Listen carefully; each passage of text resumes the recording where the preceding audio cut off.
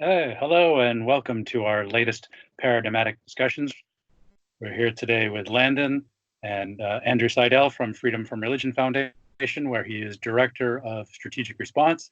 My name is Jason Sylvester, alias Diogenes of Mayberry, and I am the author of Manifest Insanity and my current book, Dangerous Ideas. So welcome to conversation number 5, where we'll be talking to Andrew about his book.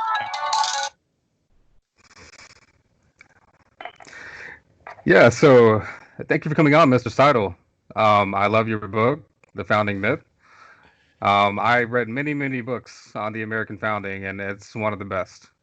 It's also a very beautiful layout. So yeah, we're really happy to have you on, and you do a lot of good work. So you're a constitutional lawyer, and I know you're always involved in, the encroachment of theocracy we have going on nowadays, especially. So definitely. Yeah, But your book talks working to about, fight that. yeah, your Not book involved in it, talks, working to fight it. Just so right, everybody's clear. right. Your book goes into how Christian values are kind of antithetical to American values, Christian nationalism, and even biblical values. So, can you tell me, like, how are they antithetical? How do Christian or biblical values conflict with American values and institutions and documents? Yeah, I mean, in manifest ways, and that really is sort of the question that I posed in the book. I wanted a lot of people have written about why we're not a Christian nation, but that hasn't really advanced our cause, advanced the argument. So I wanted to do more than simply refute the idea that America is a Christian nation by presenting, you know, the facts as they are. I wanted to give people better arguments, and the way I did that was I asked a deeper question. So the question is, did Judeo-Christian principles, whatever that phrase may mean, positively influence the founding of the United States of America? That's the question that I asked, and the answer is I think, made very clear. No, they didn't. And as you alluded to in that question, it's a good thing they didn't influence the founding, because Judeo-Christian principles are fundamentally opposed to the principles on which the United States was built. I even go a little bit farther in the book, saying that the two systems differ and conflict to such a degree that, to put it bluntly, Christianity is un-American. And I mean, there are a whole host of different ways you can show this. And I sort of broke that part of the argument up into, there's a whole lot of history arguments, and then there's sort of these arguments by idiom. But that central part of the argument I broke up into the 10 Commandments and went over every one of the 10 Commandments to show how those are fundamentally un-American and opposed to American founding principles. And then looked at general biblical principles, things like the idea of vicarious redemption through human sacrifice, right? That's the central tenet of Christianity. The idea of original sin, which many Christians believe in, not all.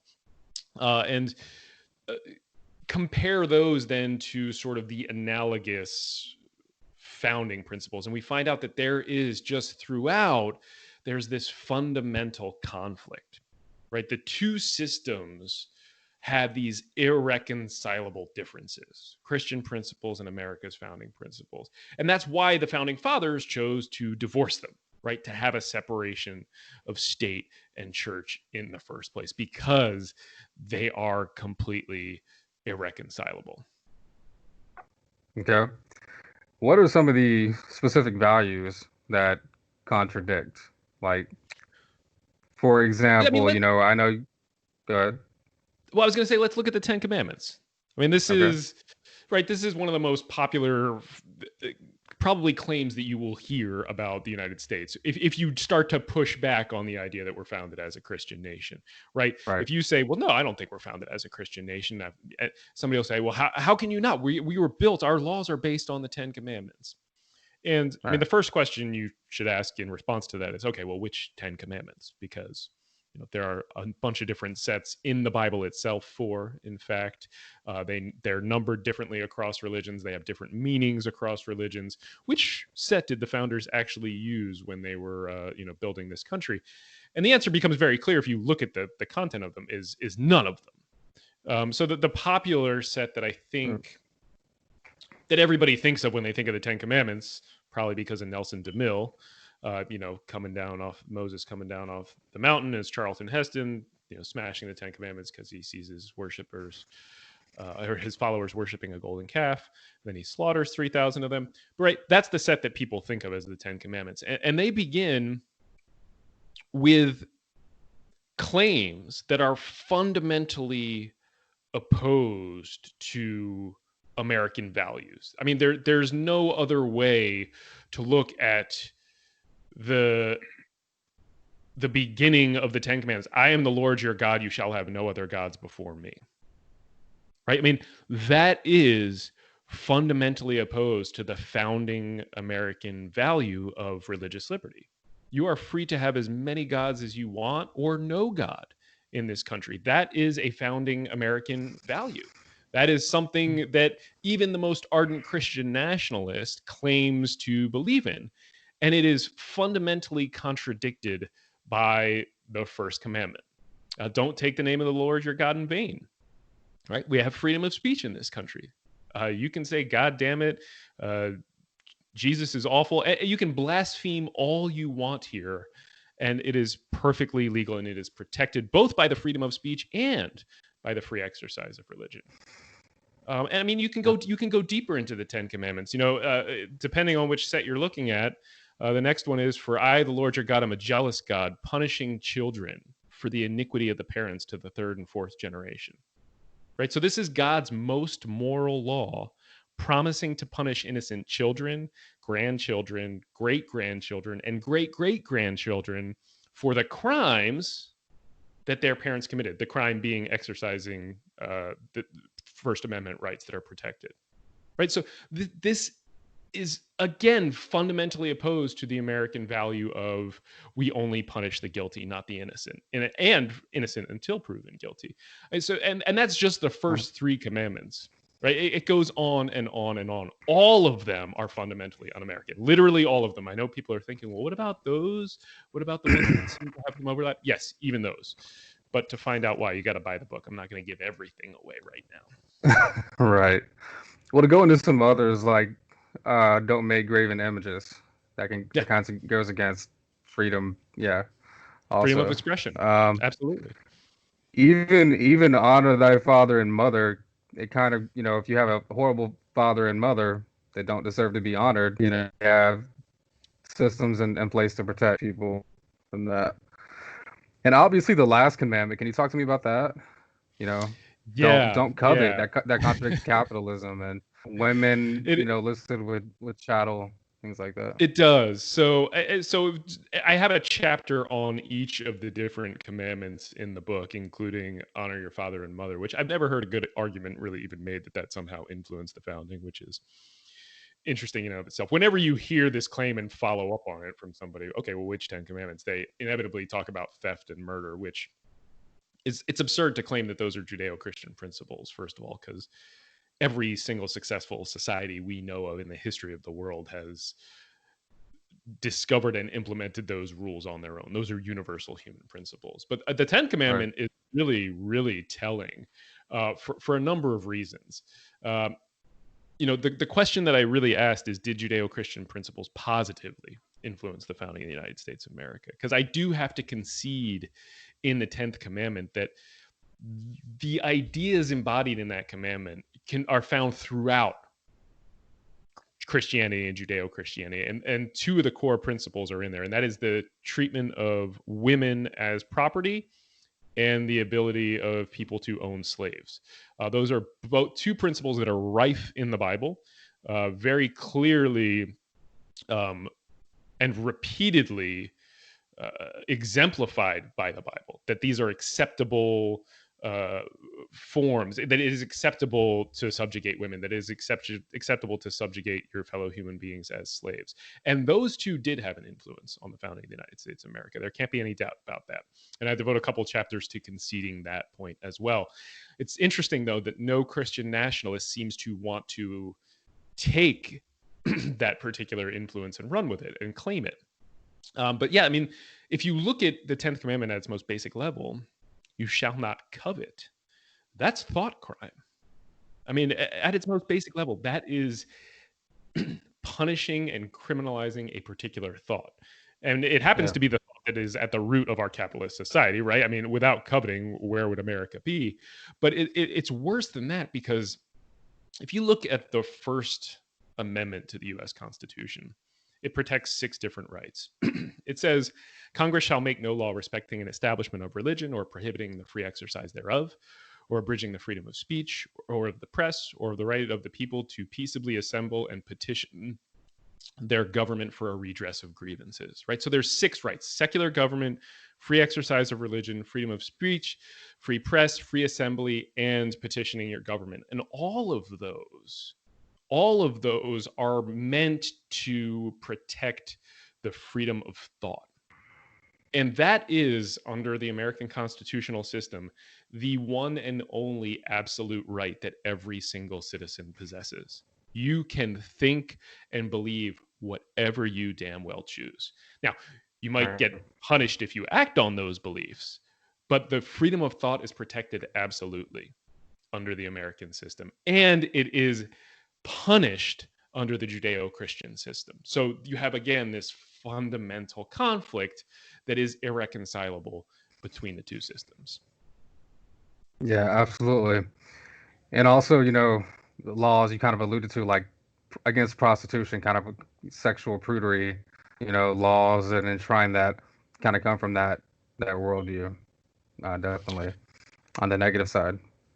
Yeah, and that is one of the areas that I also had to concede a little bit of influence. The Judeo-Christian obsession with regulating sex has certainly had a lot of influence throughout our nation's history. But again, it's this toxic influence, it's a hard morning, toxic influence that we are still trying to escape to this day, right? I mean, it is, it has infected. I mean, the first, I tell the story in the book about a guy in a Virginia colony who was punished for sleeping with a black woman, and he was punished because it was a crime against God.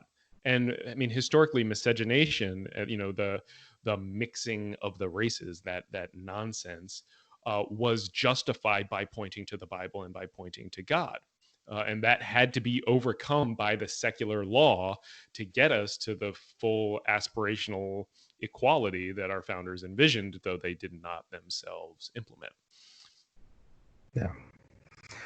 Well, some of the, you would say, the general themes that contradict are obedience and authority.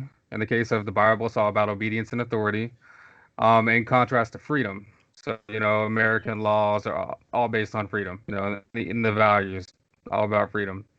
So a fundamental contradiction there. Even obedience and life, the Bible doesn't value life so much as it values obeying God, and just sacrifice in the case that he's not. The biblical God is a tyrant. So, it kind of enshrines tyranny, and that contradicts with democracy. There's no mention of democracy in the Bible at all, right? I mean, that's an important one too, and it's worth pausing to appreciate that. It's not only that there's no whiff of representative democracy anywhere in the Bible. The Bible specifically advocates for the exact opposite, right? It talks about kings and kingdoms and thy kingdom come and rulers that are appointed by God. And again, there's this fundamental disconnect, right? One of the one of the coolest, most unique things about the American Constitution is we the people, right? This was the first document that cited power in the populace, in the people, not in a god or something supernatural. It said, this is where we get the power to do this. It's from the people, not from up above. That was revolutionary. I mean, that is one of the truly unique things about the US Constitution. And it's something that is, again, fundamentally contradicted by the Bible. The founders had to throw out biblical principles to institute that principle. They had to reject the Bible to institute that. Right. Absolutely. And so obviously the Bible says nothing about, freedom of religion, at all. I mean, it It's got a punishes history of freedom of religion. With right, it's a right, capital right, yeah, crime to exercise freedom of religion. In the Bible, it's I don't remember the verse off the top of my head, but it is in the founding myth. If one of your family members comes to you and says, "Hey, let's go worship this other god. Let's go check out this other church. Let's go see what it's all about." That alone is a capital offense, and it's not just that they have to die; it's that you person who heard them say that, if you are the father and heard your son say that, you have to kill them. You have to stone them to death. You have to be the first one right, to throw a stone at them. It is, I mean, again, fundamentally opposed to American principles. yeah. The Bible repudiates equal rights, so you support slavery and it subjects women. So that's contrary to our laws today, anyway. Um, Yeah. And I mean, I think it's worth pausing there too, because a lot of people are hopefully saying right now, yeah, but the founders didn't do that either, right? Like at our right, founding, there was certainly not equality, and I already alluded to this a little bit, where I told everybody I conceded the influence of Christianity on slavery and on the subjugation of women. And I think that's a really critical point, because the constitutional identity that the founding generation crafted is not and was not fully realized. Right, many of those founding principles are aspirational, or they were for a long time. So since the founding, successive generations had failed to implement those values, leaving it to their children to conquer those human tragedies like slavery, like segregation, like the subjugation of half the American population, women, right? And we've made progress towards including all people in We the People. And we've made strides towards genuine equality. But this book doesn't argue that there's still not a lot of work to be done. There is. Those as hmm yet unmet goals, they don't alter our founding principles, though, right? Rather, they speak to our ability and appetite to realize those principles as a society. yeah, absolutely. And also the Bible, it's about the next life. It's not about the betterment of this Oh, yeah. life and this world. So you'll hear like apologists like Dinesh D'Souza talk about, Paul talks about universalism and kind of like everybody is equal. It can go to heaven, even slaves and women. But he threatens them with hell, if they don't conform, and that's contrary to our values and fairness and justice. And I think one of the amendments against cruel and unusual punishment, even you could argue. And it also is about the next I do life. argue in the book too. I mean, that's one of my favorite, because there's really interesting Supreme Court uh, Yeah. precedent right on point. I mean, like hell, as you mentioned. I mean, that's infinite punishment for a finite crime. That alone is actually contradicted by American. But we also have the Eighth Amendment, which prohibits cruel and unusual punishment, which is what hell is all about. I mean, the Supreme Yeah. Court has said that being locked in a jail cell with a 3-pack a day smoker constitutes cruel and unusual punishment. So you can imagine what the sulfur and smoke and brimstone of hell is like, and except that it doesn't exist. But I mean, that idea is fundamentally opposed to the idea that's embodied in the Eighth Amendment. Yeah, absolutely. And really the American experiment is kind of the first government to be based on philosophy, really. And it's based on Enlightenment philosophy. I've studied the Enlightenment a lot, and you can see, and I don't want to get too much into the founders because I recently did a podcast with Chris Rhoda, who is a kind of an expert on Jefferson, and we really got into Jefferson and somebody else. But you do a great job exploring them also in the first part of your book. But you can definitely tell, in their letters, they prove that they even cite pagan authors as like Aristotle and Solon and others as their influences primarily. And they were Well, obviously well versed in Enlightenment philosophy, and that's and you get like Cesare Beccaria with his On Crime and Punishment that kind of revolutionized the criminal justice system, and many people took off from that. And obviously something yeah, like hell is John completely Adams in contrary to particular. that. Yeah, yeah, I yeah. think there's, and I do get into the founders in the first chapter, and I just so that everybody understands. I'm making a slightly different argument in the founding myth about the founding fathers, right? Yeah. I think that their personal religious beliefs are not particularly relevant to the question: did Judeo-Christian principles positively influence the founding of the United States? Did they found a Christian nation? Even if all the founding fathers were Jesus rose from the dead, Bible believing Christians, that would not prove that they used those principles to craft a nation, right? Religious ideas don't claim ownership over every single idea generated by a mind. We don't talk about Christian buildings designed by architects that happen to be Christian unless they're churches, right? It's kind of a nonsense logical fallacy to claim that, well, they were all Christians, therefore they founded a Christian nation. We can concede for the sake of argument that all the founders were Christian, and that doesn't advance the Christian nation argument one bit. They still have to point to those principles that are unique and original to Christianity and that positively influence the founding of the United States of America. And they can't do that. I mean, so I think it's really fascinating, and I could talk about the founding fathers' personal religious beliefs for hours, especially if you can be. I could too, and I get your point. Yeah, absolutely, and I get your point. But I think it is important to point out that demonstrably, the people that created this country, they were not Christians, at least the main ones, in any sense that we would call Christian today. Like Jefferson, for example. The only reason that I slightly disagree with that is because it doesn't answer the question, though it is super fascinating. It distracts from the central debate, and it tends to take us down this side street where the argument over their beliefs becomes a proxy for the actual argument that we're having. And the other problem associated with that is then it becomes a quote mining war. And without doubt, you're right. Their major influences were not religious. Their major influences were the Enlightenment, and I get into that a lot. But I think when we have that argument with Christian nationalists, we've kind of already lost the debate. We need to bring it back to the central question because that undermines all of their other claims. Sure. Well, we made an interesting earlier about the kings. You look at back at the ancient Israelites and the kings, and when these Enlightenment philosophers like Hobbes and Spinoza, when they're talking about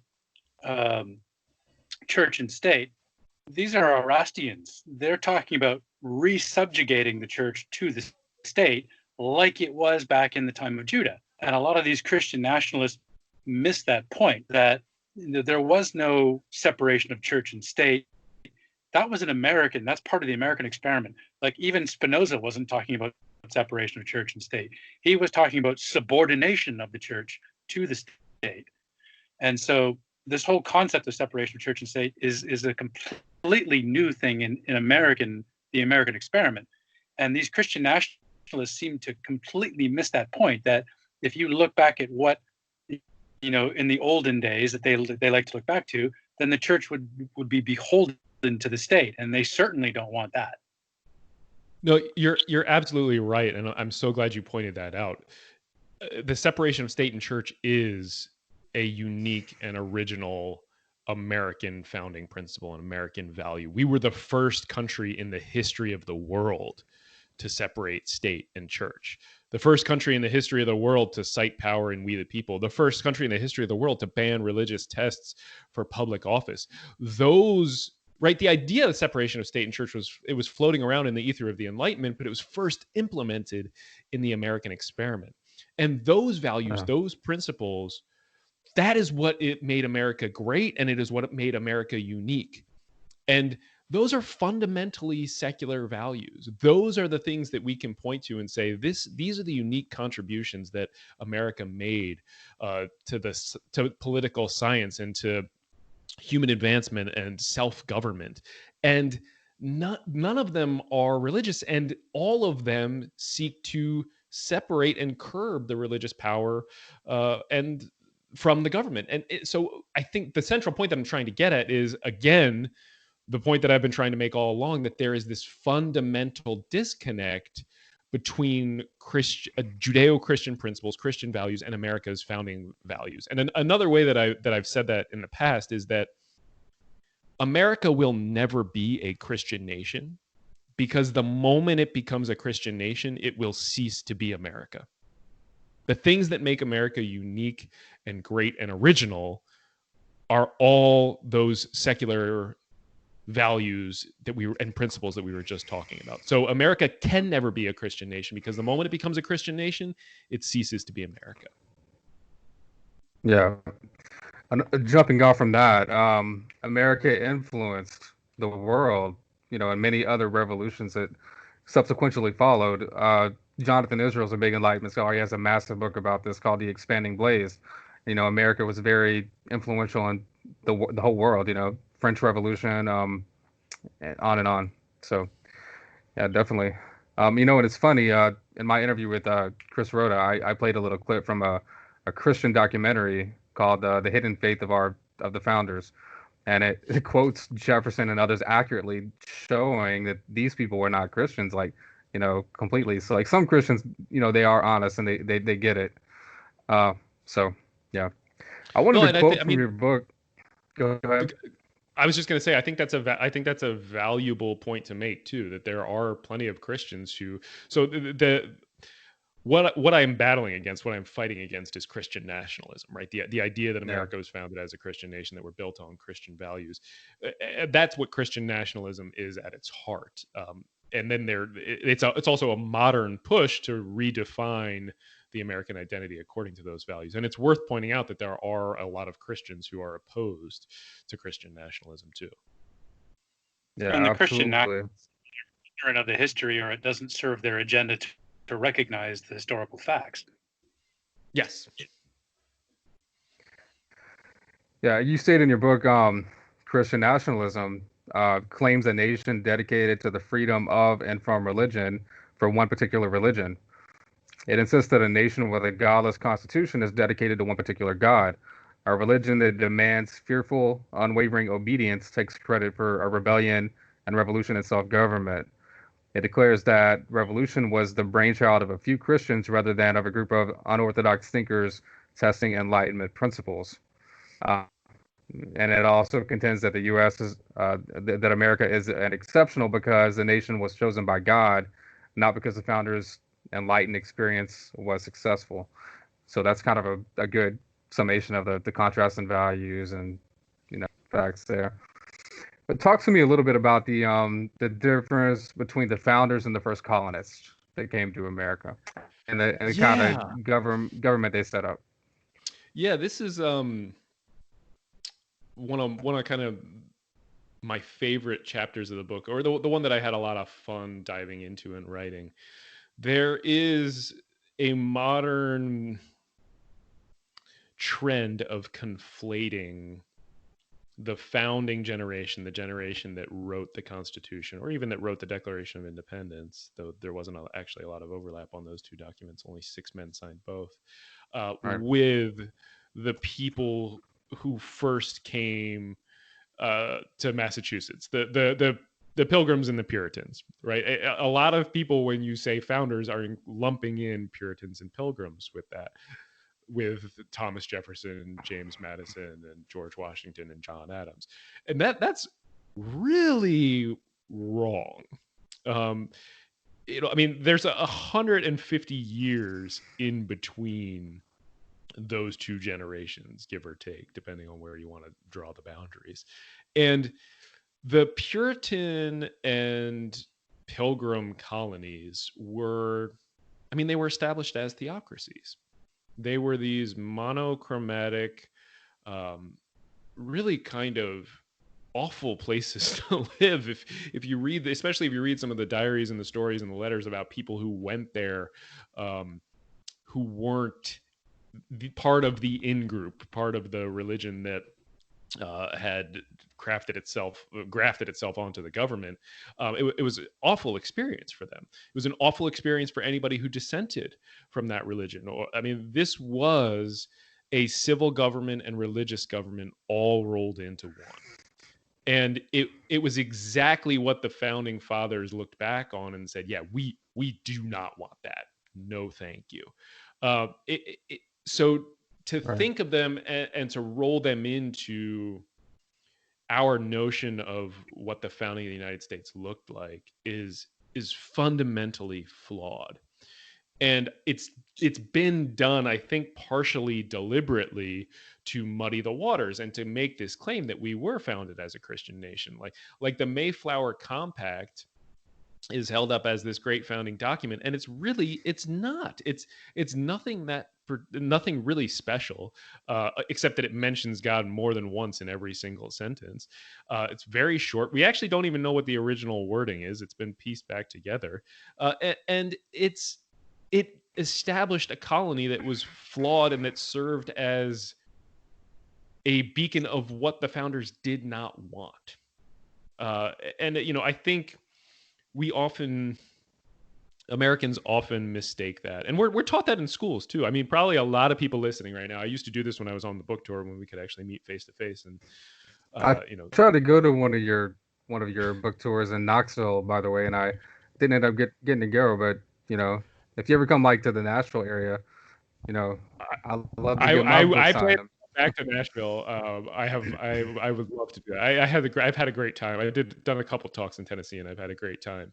But one of the things I used to ask at the talks was, how many of you were taught in school that the Puritans and Pilgrims came seeking religious freedom? Right? And most people would raise their hands. And that's not actually true. Right? That's actually a pretty significant difference. I mean, it loses all the nuance. They were not seeking religious liberty. They were fleeing religious persecution when they left England. Yes. But they went to Leiden in the Netherlands, where they had, for the most part, the most freedom you could get in the world at that time, for the most part. Okay. The problem was that with that freedom in that society, people were leaving the faith. So the fathers of this group got together and said, look, we got to get out of here. We got to go somewhere where we can impose our own religion on our families and on these people, or we're not going to have a faith.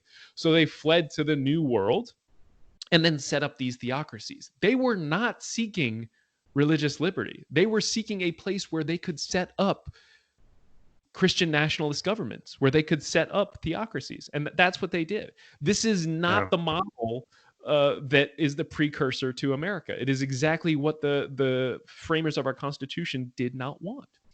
Didn't they have the death penalty for blasphemy and homosexuality and all kinds of things? Yeah. I think James Madison in a document he wrote, I forget the year, but it was called a remonstrance against religious assessment, something like that. And that's James Madison. I forget the exact quote, but he talks about in 1,500 years of experience, the establishment of Christianity and the government has given us how does it go? Ignorance and servility and the laity. I forget how it goes, but anyway, he makes the point that it's been bad, basically. Yeah, and I mean, so that's the Memorial and Remonstrance Against Religious Assessments. It was published in 1785 by Madison, and it was published to push back against Patrick Henry's. Patrick Henry wanted to basically was leading the charge to impose a tax on citizens. It would have been a 3-penny tax that would have gone to a fund, and that fund would have supported Christian teachers, and teachers at that time meant preachers, so people who were preaching the Christian religion. So this is using the taxing power of the government, coercive taxing power, to take everybody's money and then support religion. And so James Madison wrote, and I would really recommend that anybody listening to this go read the Memorial and Remonstrance. It's short. It's probably 20 paragraphs, 16 major points. I've read it, and it's full of good quotes. Yeah, it really is. And I actually initially included it in the back of the Founding Myth, but we really ran out of space because of the number of citations that I included in the book. But he lays out the argument for the separation of state and church in very clear bullet points that everybody can understand. And it's not just that history, though he certainly goes over it, but all the different arguments, including the arguments from the religious side, that, look, if you want freedom of religion, you got to have a secular government, right? There's no such thing as the freedom of religion without a government that is free from religion. So, I mean, a secular government is the best guarantee for every religious minority in the history of the world. And he really does. I mean, it's to me, it's the seminal document. It really lays absolutely everything out, and you can tell if you read it from a standpoint of just kind of analyzing that argument. He's trying to get into everybody's head and speak to everybody a little bit with this. It was really just, I highly recommend it. Yeah. Talk to me a little bit about faith and reason. I think some Protestants try to say like reason is a Protestant thing. Martin Luther, the founder of Protestantism, thought reason a horror. So yeah, that doesn't Martin Luther was not a fan of reason. I think he called. Right. I think he didn't. It wasn't just calling it a whore. I think it was the devil's whore. He was a big opponent of that. I mean, and I do. So I have a whole chapter on this. I think it's chapter 10 or 11. And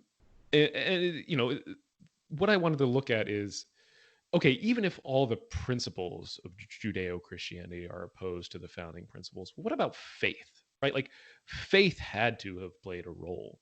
And it really didn't. If you look at what the founders were doing, they called this an American experiment for a reason. I mean, it was to a certain extent scientific.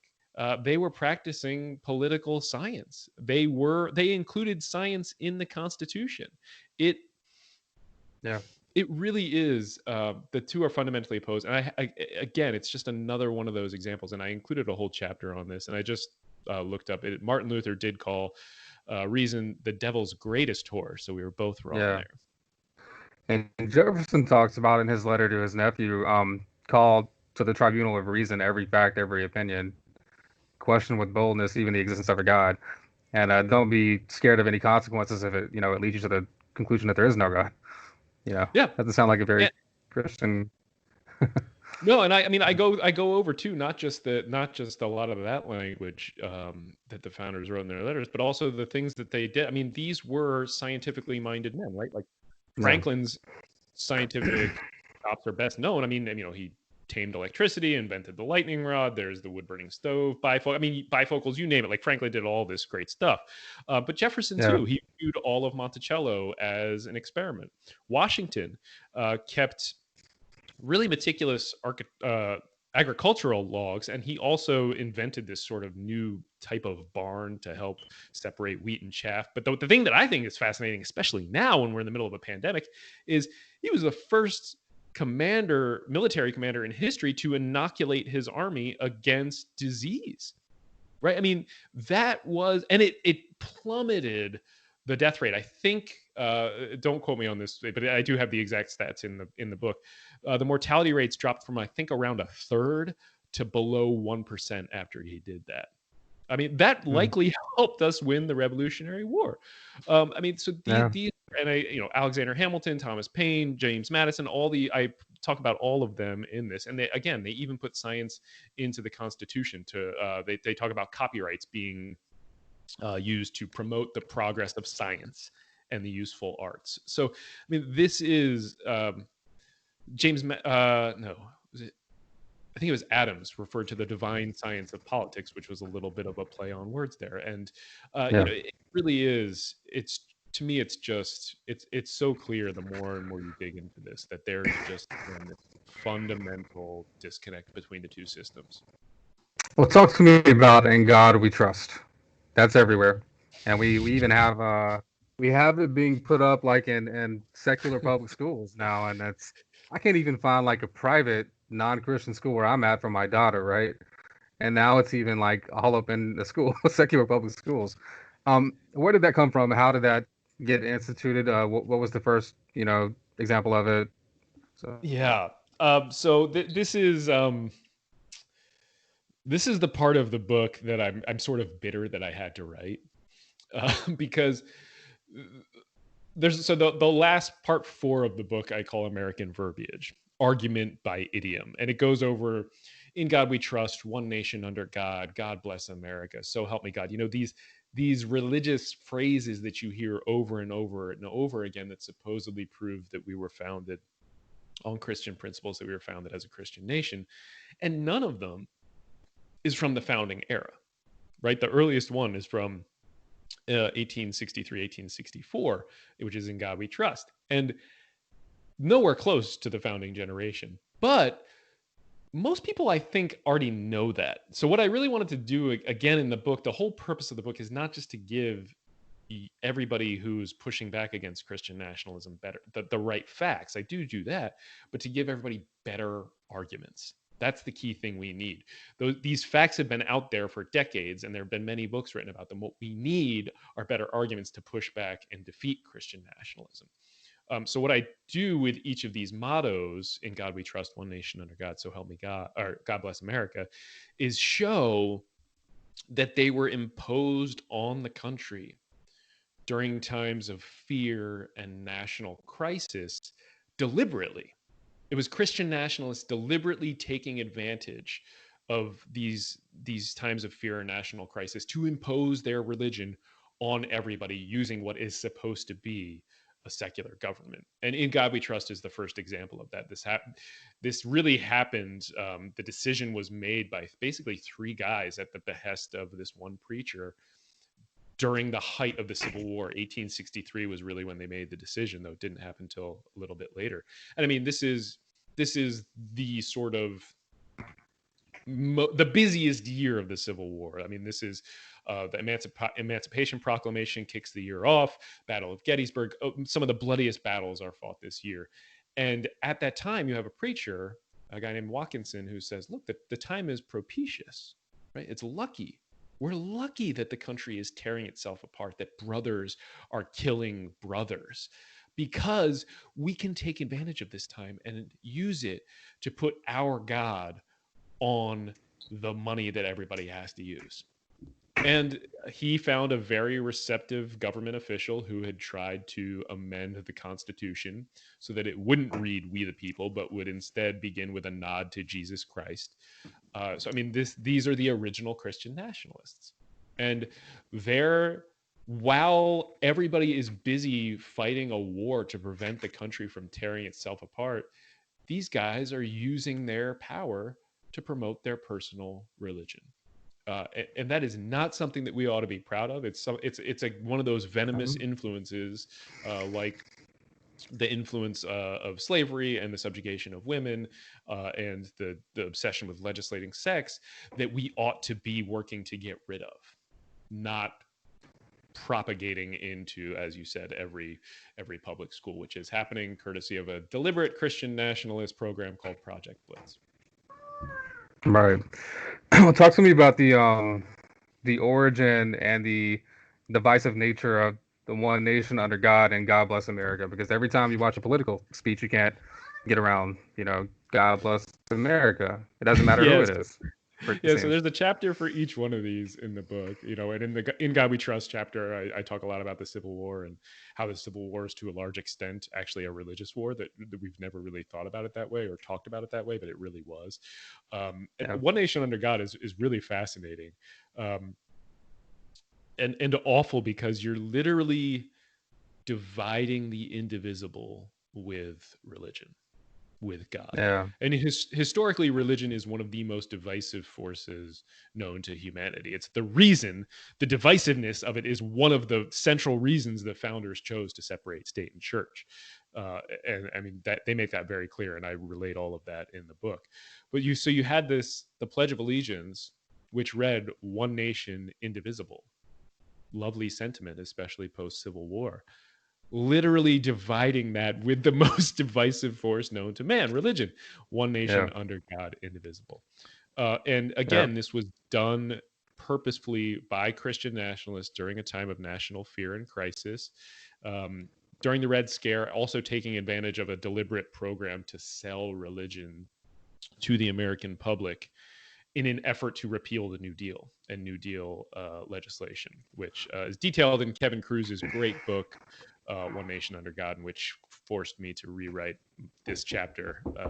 And Kevin was nice enough to read the draft of the chapter after I had to rewrite it in light of his awesome scholarship. Right. But it is this historically divisive motto, and we see it today. It is used to divide. Religion is used to divide, and so is this motto. God Bless America is one of the most fun ones, because this is it's ubiquitous. Every president, every presidential candidate, many politicians end their addresses with those three words or some variation of those three words. And that didn't happen before Nixon. And You the would first think the time, Democratic Party knows that they have a large secular constituency, that you think they want to, not exclude, right? They well, don't and care. that's a whole, I mean, that's a whole other conversation. And I wrote about this after the 2018 election for Rewire News. There is the nuns, the non-religious Americans, are going to be very shortly the biggest voting demographic in the country. And if you looked at both parties' political conventions this year, neither of them were playing for that vote.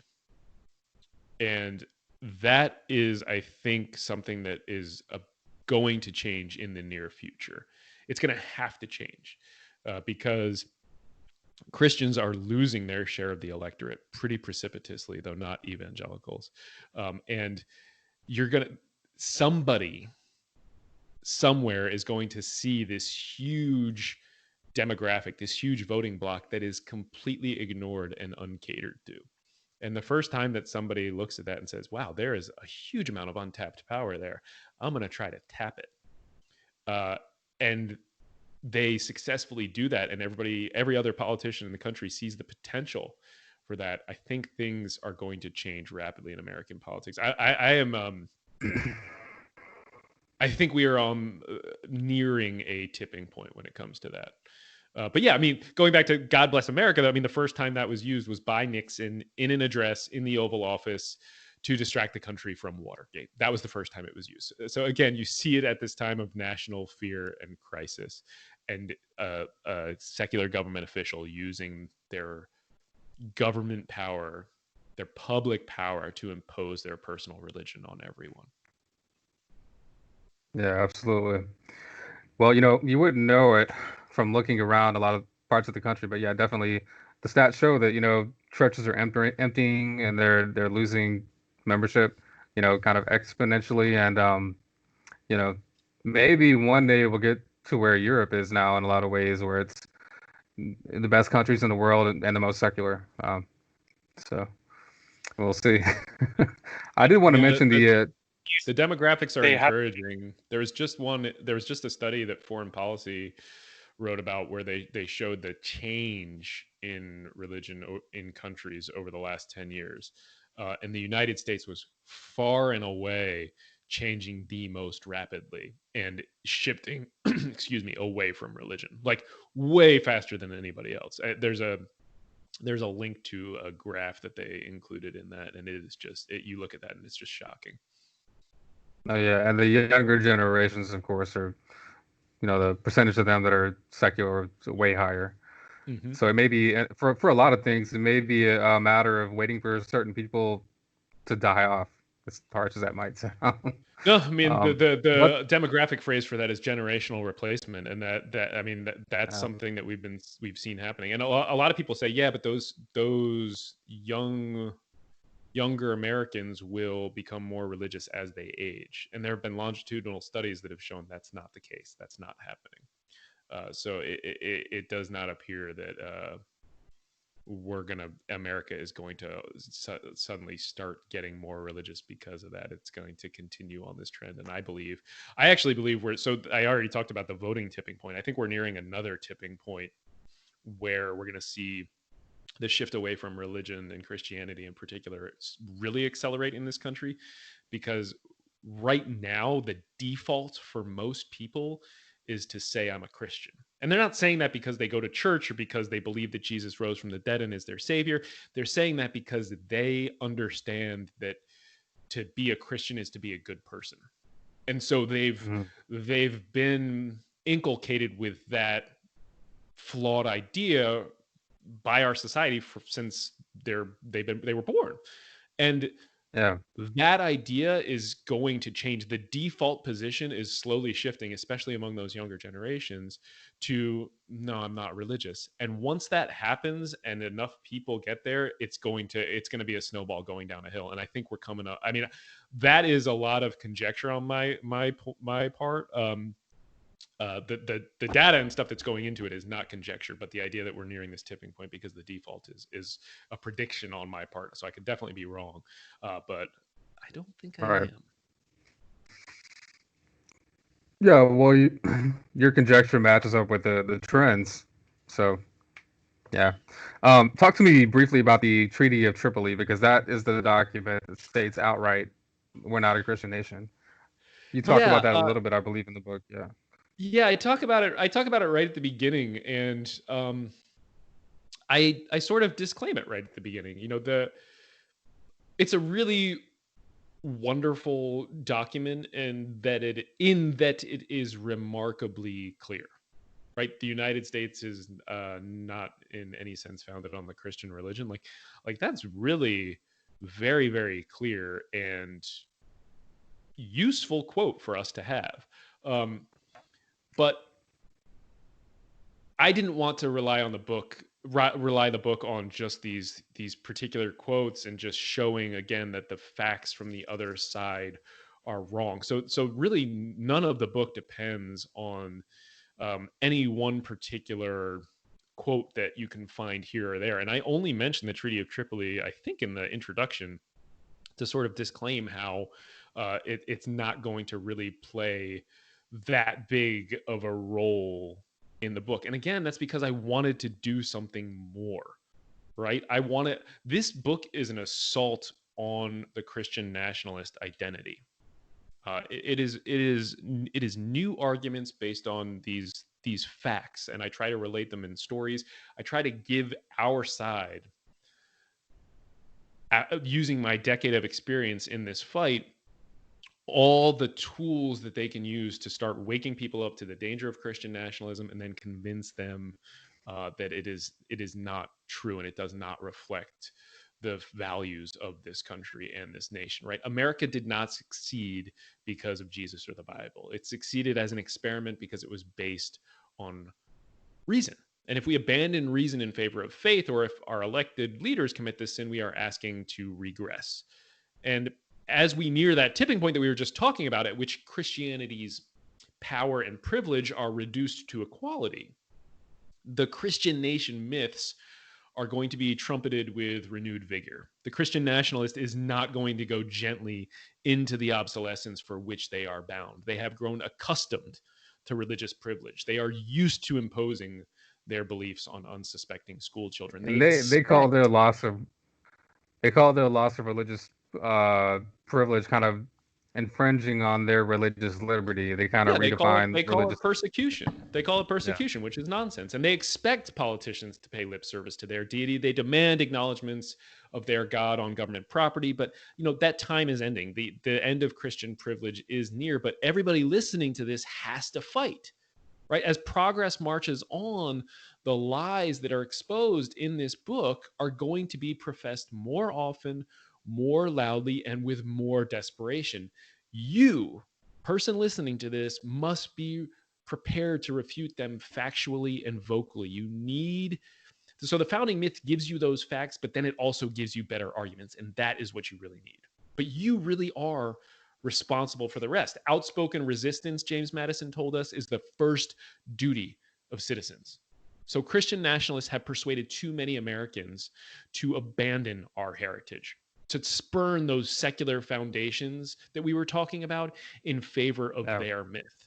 But it's time for us to reclaim that heritage and to bury their lies. This is not a Christian nation. Our Constitution does not belong to the Christian nationalists. It belongs to we the people, all the people, and it is really about damn time that we take it back. Amen. Jason, you had something you wanted to throw Yeah, in there? you're mentioning that they politicians haven't noticed this demographic to tap into. I'm just curious why not. Like Bill Maher's been talking about this for years. Like he pointed out a couple of years ago on Real Time that I hope I'm not misquoting him, that there are more nuns than there are blacks and Jews together, and they individually have huge voting lobbies in power, and yet the nuns are actually more than them together. So I'm curious why no one's tapped into this yet. Yeah, I mean, I think there are two kind of reasons. I mean, so two kind of reasons, and a stat that I find staggering, which is similar, is there are more atheists than agnostics, not just nuns, okay, but specifically atheists and agnostics. So nuns a much bigger category, but there are more atheists and agnostics than there are Hindus, Jews, Buddhists, Muslims, and Mormons combined. Okay, and if you think about the political power of each of those individual sects, yeah, there are more of us than there are of them combined. So to your point, I think there's two things. One, there's a stigma attached still to being non-religious, to being an atheist, to being an agnostic, and politicians are just scared when it comes to that kind of thing. And we are seeing that stigma lessen with each successive year. So that's good news. I think right now the fear of being seen to be associated outweighs the potential political benefit in their calculus. I don't think that's accurate, but that I think that's their calculus.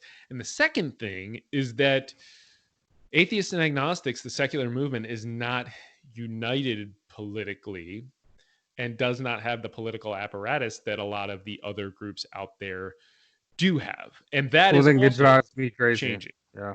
Well, but that's also changing too. And I can tell you, I do a lot of work in DC. I do a lot of work with Congress. I can tell you that is definitely changing. Yeah, it's definitely aggravating when you have these other minorities that are much smaller coming together, affecting political change. And all these secular people, especially when we have the threat of theocracy, and abandoning science and reason and civility and things like that, they don't come together, and try to affect change. A lot of people don't like labels, but you have to use labels kind of to, to do that. I think that's part of it. I think you're right. I mean, I think part of it is people generally in the free thought movement, they're free thinkers and they're reluctant to adopt either a label and or join a group. And I think that is one of the things that also probably hamstrings us a little bit. Though, again, I do think both of that is also changing.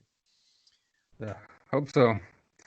Closing couple of topics. I mean, it really is. Right. Like I can tell you from the work I'm doing, I know it is. And I mean, I think, yeah, I know it is. I'll leave it at that. Okay.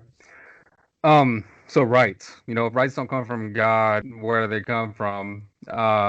I think Einstein has a good quote. That rights are nothing but things people have, educated people have thought up, looking at history and looking at our nature as, interconnected, interdependent social beings that we have to live together. And there are certain things, that move well-being forward, that help humans to flourish, and other things that are impediments to that. What would you say, though, to the idea of rights, where they come from and all that? Yeah, I mean, this is something that really is a central argument in Christian nationalism. And it was something I had to tackle early on in the book, and I did. I get into this in the Declaration of Independence chapters. I have 2 chapters on the Declaration of Independence. I talk about each of the supposedly religious phrases that appears in there. And one of those is often used to say that, look, obviously the founders thought that rights were given by God, and that's not true. The founders understood that human rights that we possess by virtue of being human are more powerful and absolute and more universal than God-given rights. God-given rights are actually dangerous. I mean, very dangerous. They depend on your geography, right? Do you live in India or Indiana or Iran? God-given rights depend on those who claim to speak for the God. I mean, Muhammad, Martin Luther King, all of their different interpretations of their God's will give you different rights.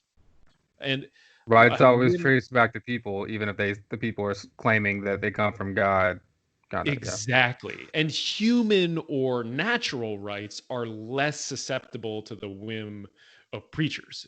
So simply by virtue of being human, of being born, you have certain inalienable rights. And you are absolutely right. And I do get into this in the book, that the God-given rights, that fallacy, it's just moral relativism masquerading as moral absolutism.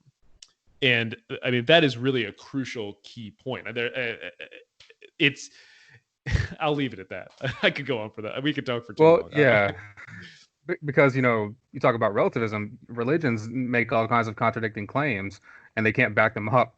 And that's the relative side. Humanism is based on human nature. We're social creatures that have to live together, and we're interdependent, interconnected. Yeah, I mean, put it another way. Everybody is a moral relativist. Christians are moral relativists claiming to be moral absolutists and claiming a divine sanction for that moral absolutism, which is way more dangerous than just admitting there is no absolute morality, right? And that's very, very rare, let's say. That is far, far, far more dangerous, especially to the rights of other human beings. Sure. I do think people like Sam Harris have a point, though, in that, we are all human beings, and we're physical beings in a physical universe.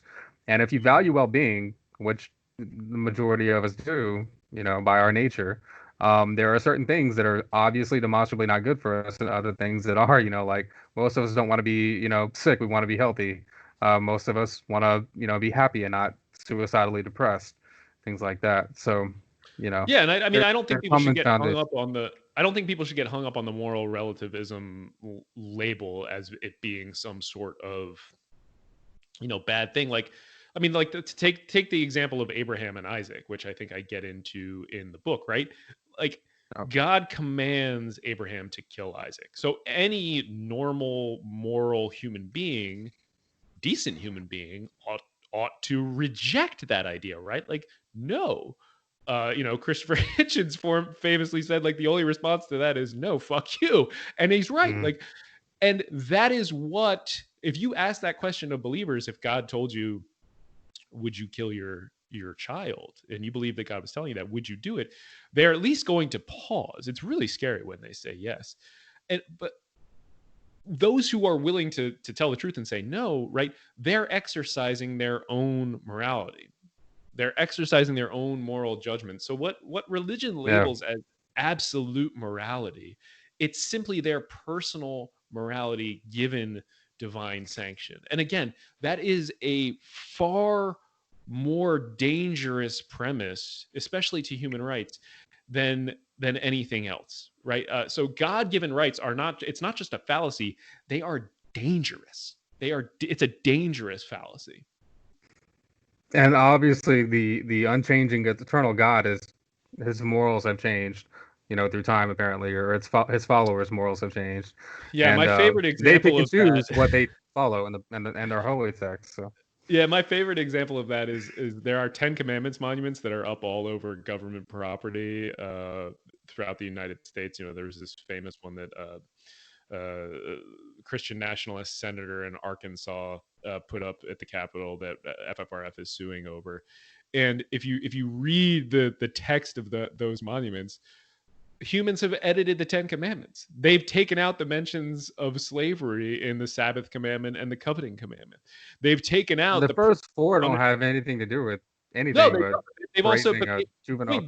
They've edited God's most moral law, right? So they are proving by putting these monuments up that these are not influential. This is not God's absolute word.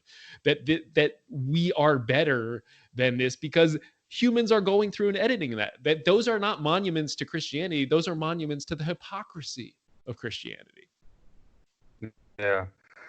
You go back to Jefferson for a second, kind of related to that, and the rotunda and the Jefferson Memorial. He talks about, he's against, like, I guess I forget the exact phrasing, but he's against, like, wanton. The altar of God, eternal hostility over every form of tyranny over the minds of man. Yeah, and he was talking about the Christian clergy that were trying to block his presidency. But I'm not talking about that one. I'm talking about the one that says, it would be ridiculous to force men to wear still the coat that fitted them as a boy, Um, we need people progress, society progresses, and we need to change with the changing of times. I'm getting the phrasing all messed up, but I think you know what I'm referring to. Yeah, but so here's something really interesting, and this is something that I'm working on. The Jefferson Memorial. There's the quote around the rotunda, which is what I said. So around sort of the circle of the rotunda there, and then there are four Right. different plaques around, and um, those are not Jefferson quotes. They are compilations of Jefferson phrases and sayings. In the worst instance, it is, I believe, 7 different phrases from 6 different Jefferson writings, all mashed together as though it was a single quote.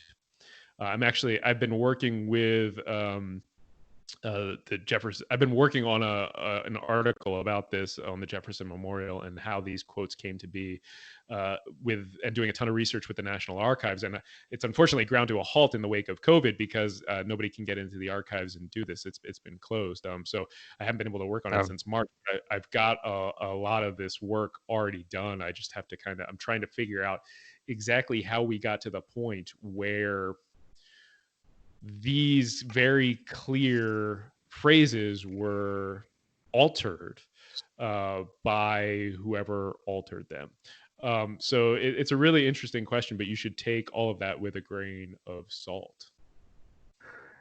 Well, again, I've read many, many books on the founders and Jefferson. I know some of the quotes are pretty valid. But the thing is, there's like deception with the one you mentioned about swearing hostility upon the altar of God, because the tyranny over the mind of man that he was referring to was the Christian clergy who were trying to block his presidency, and that was a letter to Benjamin Rush, I think, in 1800. And he also said in that letter, they believe any amount of power confided in me will be used in opposition to their schemes, and they believe rightly. So I went to the Jefferson Memorial years ago, and I spent hours there because it does have a lot of good quotes there. This is how I actually realized the difference. I again, pre-COVID, I used to travel to DC all the time for FFRF, and one thing I would do every morning, I would wake up really early and I would go for a run down around the tidal pool, through the Jefferson Memorial, up through FDR, go visit Abraham Lincoln, MLK, all the way around the mall. All this, I had this great loop that I would do. And when I was writing the founding myth, I was in the Jefferson Memorial. I love doing this because you have the place to yourself, and it really is. It's very cool. That's pretty cool. You wrote it in the memorial. That's awesome. Well, I was standing in the memorial and I was reading one of the quotes, and I said, I know that's not what Jefferson says next. I know for a fact that is not the follow-up to that phrase. And if for instance, if you look at the Declaration of Independence panel, right, it begins off reasonably accurate, and then they end up omitting more than 1,000 words here and there. They just drop phrases without telling the reader, and they tended to focus on some of the more religious phrases that Jefferson used. And I don't think he would have agreed with that. I mean, he said that religion lies between a man and his God. I don't think he would have appreciated them choosing these quotes that seem to be seem to make him more religious. And I think you're talking about the third panel, not an advocate for frequent changes in laws and constitutions. Yeah. But the law. So there's tons and tons of that are dropped out of that one. That one probably is reasonably reflective of what he was saying. But there's one panel, that begins, God who gave us life, gave us liberty, and it is 7 different quotes from 6 different sources. It goes 1774 to 1787 to a different 1787 to 1821, back to 1786. It's private letters, it's public documents, and they're mashing this all together as though it is one thing that Jefferson was saying. And it's a little disingenuous. I think if you want to get the best, if you want to get the best overall picture of Jefferson's religion, read especially his letters to William Short, kind of in later life. He wasn't an atheist, but you can't call him a religious person at all. I mean, you know. Yeah, no, I mean, and I would But read his letter to Peter Carr, and the Smithsonian sells it's a book. I don't know how to describe it. It's photocopies of a book that Jefferson made, bound in this beautiful book form, and it's the Jefferson Bible, right? And he cut out everything supernatural out of the Bible. And actually, yeah, what he really did was there's so much nonsense and supernatural in the Bible that instead he actually cut out the parts that were not supernatural and then pasted them into another book. And he likened this to pulling diamonds from a dung heap, right? Like most of the right. Bible is a dung heap, according to Thomas Jefferson. And he did Yeah. it in languages. It's really cool. It's called the Jefferson Bible, but there's, it's about, Oh he yeah. called it the life and times of Jesus, and the life and morals of Jesus of Nazareth. Yeah. He thought that Jesus was a reasonably good moral teacher, but that was it, and that his He called him the best reformer of the depraved religion of his own country, among I have others. to disagree. I have to Um, disagree. I think Jesus was moderately moral at best. yeah, I agree. There's some good things in there, but as you point out in your book, they're not original to Jesus. I think you have a list of like going back to like ancient Greek philosophers that, spoke about the Golden Rule. So a good resource there. I was surprised that I wasn't going to write that chapter, but I having these debates over and over and over again with people. Yeah. It became clear that the Golden Rule is viewed as this Christian principle that the United States is founded on. So I had to include a whole chapter on that as well. Yep. And Jefferson did call himself an Epicurean. He called himself a sect unto himself. So, yeah, it's fascinating stuff. Jason, anything else you wanted to add before we close up? Just you were talking about moral relativism, and that sparked a memory. So I pulled up Steven Pinker's Enlightenment Now, because he actually talked about that, and he said, atheists are actually moral realists. The real moral relativists are the theists who can be convinced to do horrible things like flying planes into buildings or killing people for blasphemy. So the real moral relativists are them, not us. So. Yep. And then they stamp a divine sanction on it and then claim it's morally absolute too, which is even more alarming. Yeah, I think appealing to invisible authorities that don't have to be justified to your fellow man is a great way to, ignore or trample on the rights of your fellow man, So, you guys. But in closing, go ahead. Go ahead.